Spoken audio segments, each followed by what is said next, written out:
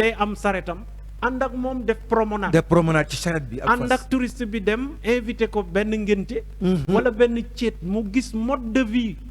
ça c'est important. te le touriste qui loge c'est l'habitant dépense su kër gi dina ci yokk ba pare néeg bi mu dugg bu demee dina fa bàyyi dara parce que day mel ni ku luye néeg bi. pendant une semaine chez l'habitant. c'est ça qui fait que le tourisme doit être un tourisme durable. bu ko defee population yi nga xam ne ñoom ñooy accueillir ils vont préserver leurs produits. parce qu'ils seront jaloux de leurs produits. effectivement pour que permettre touriste bu demee nettali ko. indiwaat keneen moromam. la publicité de bouche à oreille. c'est important. J'ai été à Mbour, les Mbouras sont extrêmement gentils. J'ai été bien accueilli dans une famille sénégalaise. Assisté à ben mariage, ben pêche, c'est important. Et c'est eux qui vont sauvegarder ce produit qu'ils sont en train de vendre. Voilà. Donc forme de tourisme boobu daal. buñ ko mënoon yaatal moo gën ñi dugg seen bus rek dem defi excursion dem ñibbi et puis les retombées reviendront à l'hôtelier. D'ailleurs foofu laay lancé waat appel ministère du tourisme mu gën a farlu ñu ngi ci sax mais mu gën a développer projet boobu. le projet qu'on appelle microtourisme. ñoom bi ñu demee xam ne population bi dañoo war a bénéficier wu retombée tourisme. ci la ñu développer ci la ñu créer le projet de développement des micro-entreprises touristiques. il faut nag nga expliquer loolu microtourisme boobu. c'est intéressant. microtourisme mooy lan mooy que. les populations locales ñoom dañuy nekk ci ay activités yoo xam ne chaîne de valeur bi la parce que boo dee waxee tourisme rek du billet d'avion kese du hôtel kese dafa am ay yeneen activités yoo xam ne ils viennent se greffer au tourisme. C'est des activités connexes qu'on le dit comme l'artisanat comme les activités culturelles, comme les activités récréatives, comme les excursions, comme les activités aussi de transport. Il y a beaucoup de population développée. Voilà. Même la transformation des produits locaux. Avec la restauration. Tout à fait. Des populations et que le touriste, il vient, il loge à l'hôtel, dina agni ci restaurant. Effectivement. Dina jënd artisanat. Dina dem excursion. Lolu yépp population yi ñom ñoy regrouper wu defar ay coopératives et di def activités yooyu. Donc xaalis bi ci ñoom lay moo tax on mise beaucoup sur ce qu'on appelle les achats au niveau du tourisme. C'est-à-dire que le touriste qui vient, les dépenses touristiques lañ koy woo. Le touriste qui vient qui fait une dépense de 100 € par jour. Par jour. Wow, par séjour. Par séjour. Bon, si on dit 100 € par séjour. C'est bien. 100 € par séjour. Si tu as 3 millions de touristes. C'est de l'argent. Voilà. Il faut nous gagner de dépenser vers les populations. Donc, mais il faudrait en conséquence que les populations se préparent en conséquence. C'est pourquoi le microtourisme est venu pour accompagner les populations. Nous savons ce que nous devons faire et quels produits nous devons faire. Le microtourisme, il faut nous inviter parce que nous sommes intéressés. Moi, que la population est approcher ce tourisme-là. Tout à fait. Man ci am ay retombées. Tout à fait. Je dis souvent ça que si les retombées des population di sentir les retombées ay agressions physiques et verbales yëpp dañ koy éliminer. Tout à fait. Et ils auront peut-être des responsables qui veilleront à cela. boo xoolee ce système ci biir département bi man ñi faral di jaar acteurs yi yëpp di faral di jaar au niveau de Joal Fadiouth ñoom xam nañ ne Joal les acteurs sont regroupés en syndicats. Waaw. Acteurs yooyu syndicat képp kuy ñëw di dem ci île bi da ngay jaar par le syndicat. C'est ça. Tu laisses une petite somme. Maintenant, les acteurs, que ce soit les guides, c'est le syndicat d'initiative, hein? C'est ça. Wow. Les pirogues, ñom ñep dañu regrouper. C'est bien ça. Légui ñi fay liggéey yépp c'est des guides. Mais ku nekk bu touriste demee boo àndee touriste boo ñëwee am na loo fa am. Effectivement. am na lu syndicat bi am. Léegi nga yóbbu ko sur une pirogue. moom am na piroguier bi lu mu am. waaw borom gaal gi am na lu mu am. Voilà léegi nga yóbbu ko au niveau du village de Fadiouth mu def visiter gis artisanat jënd.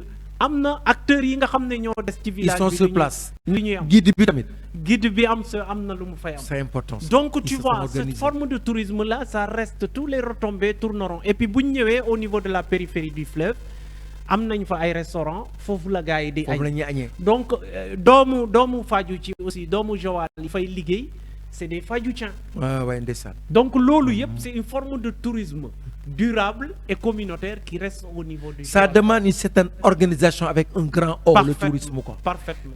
très bonne organisation. Et ce modèle de Joal est à repiquer dans plusieurs sites du tourisme. C'est ça, vous avez parfaitement raison. C'est un exemple au niveau de Joal.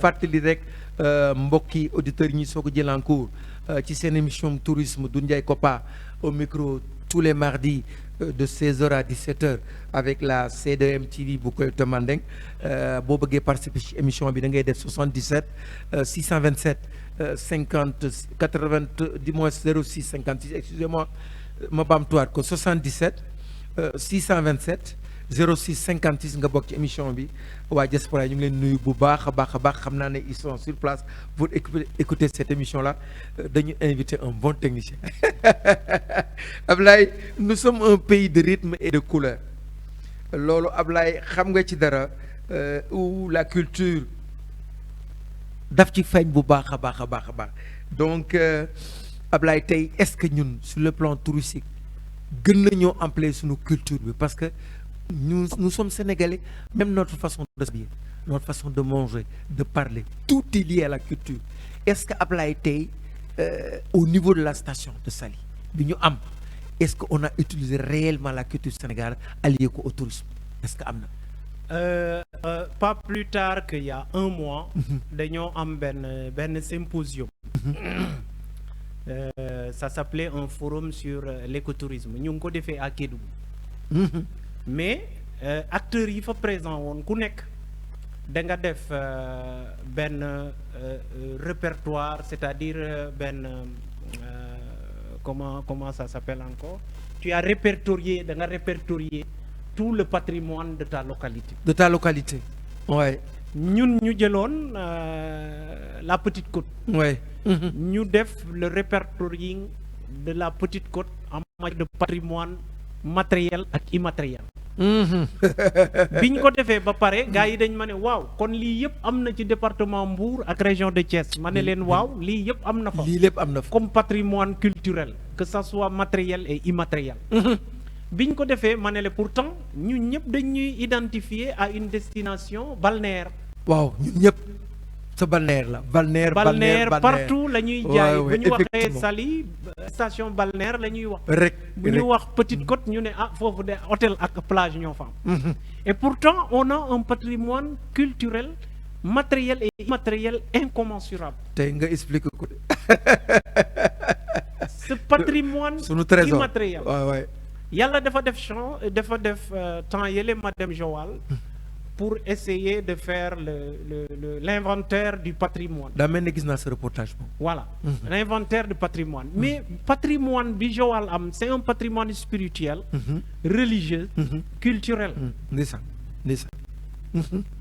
Parce que tey patrimoine boobu les gens ont l'entendre te balaa ngay yegg Fadiouth tu as la maison musée de Léopold Sédar Senghor qui est un patrimoine mondial. Ouais. Léopold Sédar Senghor ñëpp xam nañ ko. Donc nga dugg Fadiouth nga gis ne l'identité du pays sérère même foofu l'identité mandingue dafa duggaat tuuti. Parce que le mandingue et le sérère. Voilà les rapports entre les sérères et les beneen histoire la. Ouais. Voilà le rapport entre les mandingues et les sérères. ñooñu nag ils sont en train de sauvegarder vraiment jalousement ce patrimoine là. Ouais. Parce que ce patrimoine boo ko sauvegarder wul day disparaître. Avec le temps. Quand tu connais Joal, tu connais son cimetière mixte. Ouais. Loolu c'est un patrimoine boo xam ne. Musulmans et catholiques ñoo ko bokk. Musulmans catholiques ñoo ko bokk. Partout dans le monde. C'est une histoire. am na ñuy ñëw sax di ko visiter. Quand tu regardes les greniers sur pilotis. Sur pilotis effectivement. boo gisee seen pirogue yi même lébu yi amuñu ko. C'est des pirogues spéciales destinées à ça. Quand tu vois le village, c'est-à-dire l'île est battue sur des amas coquillers. Nissan. Ouais, c'est autre chose. Quand tu vois le village, ils ont aussi une activité boo xam ne c'est la pêche.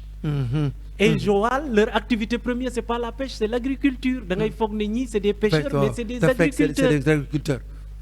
Donc patrimoine boobu dafa am lu sax mu ñëwaat ci patrimoine immatériel bi nga doon wax léegi.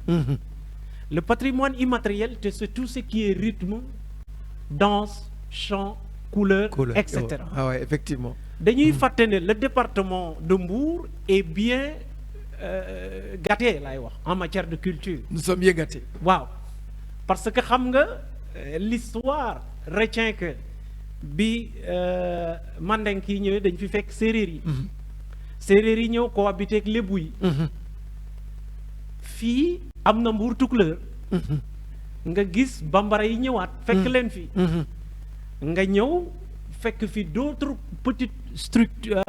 petites des ethnies minoritaires yoo xam ne ñu ngi cohabiter ak ñoom am na Mbuur séeréer donc mu am patrimoine immatériel bu am solo léegi boo ñëwee ethnie bu nekk am na ay identité am na ay nu ñu koy waxee activités yoo xamante ne ñoom lay def boo demee ci séeréer yi da ngay gis ñu fonk seen ndut c'est propre à l'ethnie séeréer fonk seen ngel fonk seen mbiling boo demee le bling à mbiling à dans le Diobass boo demee le ndut dans le Njagañaaw aujourd'hui c'est la seule zone buy def ndut yoo xam ne yu am solo la président de la République xam na ci dara sax parce que chaque année moo ko doon financer c'est ça voilà donc nga gis loolu nga ñëw Mbour nag gis la collectivité Mandeng très bien organisée d'ailleurs avec les journées culturelles Mandeng justement qui n'est plus pour Mbour seulement, qui est devenu un patrimoine national. Même au niveau de la diaspora, il y a des gens qui le donc vivent. Loolu donc ma leen ci lancé appel yéen a ngi ci di appel yow rek la ñuy déglu yéen a ngi ci cay waar waaw mais pour man les journées culturelles Mandeng devaient être internationalisées parce que c'est un patrimoine, ça vous appartient plus vous en avez fait votre projet ba fi mu toll nii chaque année que je fais koo wax ci Sénégal def lay ne septembre Mbour la waaw je vais à Mbour ma bëggoon nag ngeen yokk ci leneen parce que dafa am loo xam ne warul yem septembre kese nous devons avoir une maison culturelle du Mandeng à Mbour loolu j'en lance un appel à la diaspora de réfléchir et de voir avec au niveau national le bureau c'est un projet pour la côte Mandeng voilà loolu ça permettra effectivement parce que li ma ko wax li tax ma wax ko mooy quand je suis parti pour la première fois à Amsterdam dafa am loo xam ne dafa bokk ci seen culture ak seen histoire la maison d'Anne Frank Anne Frank dafa bokkoon ci ñi nga xamante ne ñoo gënoon a fës ci l'histoire entre la Hollande et l'Allemagne mu joué ci dafa mel ni Aline Sitoé Diatta ñu defal ko kër goo xam ne pour Anne Frank la mais nous si on a la maison de la culture Mandeng dina permettre touriste bu ñëw mën fa jaar le bureau travaille d'arrache-pied pour ça dina permettre aussi les enfants sur le côté éducatif parce que nit ñi ils ont tendance à délaisser leur culture moi je parle de l'impact éducatif c'est ça l'éducation l'impact éducatif et aussi cette culture Mandeng aussi boo ko xoolee bu événement culturel bi ñëwee il faut dédier une semaine aux autres cultures pour mieux raffermir les liens moo am sax tey boo ngeen ñëwoon le mois de septembre Mandeng invité séeréer yi tukulóor yi seen prestation invité tukulóor yi pël yi invité joolaa yi invité bambara yi dina nekk benn semaine boo xamante ne dañuy naan waaw lii moom après ça vous empêche pas de continuer sur votre rythme mais sachez que vous avez une activité vous avez des journées culturelles qui doivent être aujourd'hui mondialement connues qui sont nationalement connues mais qui doivent être mais pour revenir au patrimoine on a un patrimoine culturel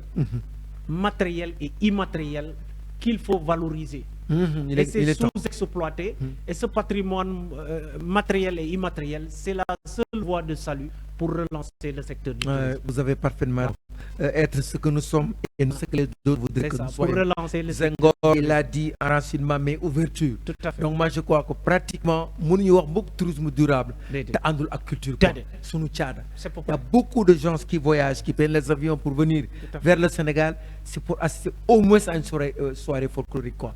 Loolu moom vous avez parfaitement mooy sunu identité. Gis nga je te dama la koy yokkal ñaari dëkk yoo xam ne j'ai eu la chance de voir leurs événements et tout est basé sur la culture boo gisee aujourd'hui le Maroc a damé le pion à l'Égypte c'est par rapport à la culture et à l'artisanat. C'est ça. Le Maroc ils ont un ministère de la culture et de l'artisanat. boo gisee aussi des pays comme Tahiti